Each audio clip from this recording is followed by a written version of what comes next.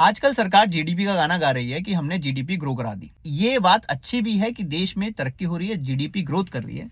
पर ये कैसी तरक्की है जहां पर आम आदमी की जेब खाली है, जहां पर महंगाई अपने चरम पर है, सोने और पेट्रोल के दाम आसमान छू रहे हैं, रुपया जमीन छू रहा है।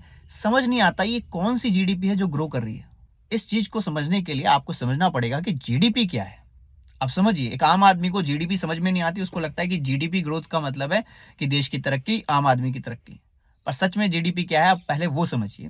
जीडीपी का मतलब है इस देश की सीमाओं में रहते हुए जितने प्रोडक्ट को बनाया गया, उनका सेल और परचेज के बिहाफ पर जीडीपी कैलकुलेट की जाती है। अगर मैं किसी तरीके से सेल और परचेज दोनों बढ़ा दूं बिना आम आदमी की इनकम बढ़ाए, तो ये जीडीपी अपने आप ग्रो कर जाएगी। इसके लिए सरकार क्या करती है? आरबीआई का रेपो रेट कम करती है ताकि लोन जो है वो सस्ती ब्याज दरों पर दिया जा सके।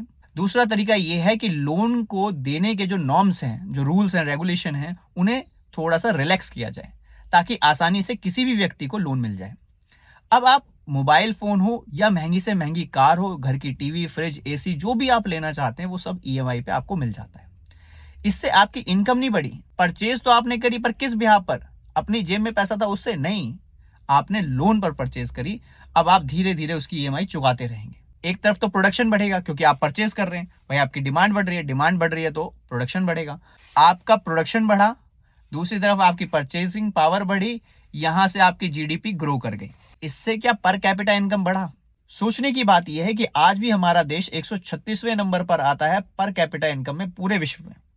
119वें नंबर पर आता है नामीबिया, जो कि एक गरीब देश है, भारत से बहुत ज्यादा गरीब है, फिर भी उसका पर कैपिटा इनकम 119वें नंबर पर आता है। हमारी सरकारें इन इंडेक्सों को नहीं मानती, अच्छी बात है, मत मानिए, पर कम से कम एक आम आदमी को यह तो सोचना चाहिए कि मेरी जेब तो खाली है, फिर भी जीडीपी बढ़ रही है।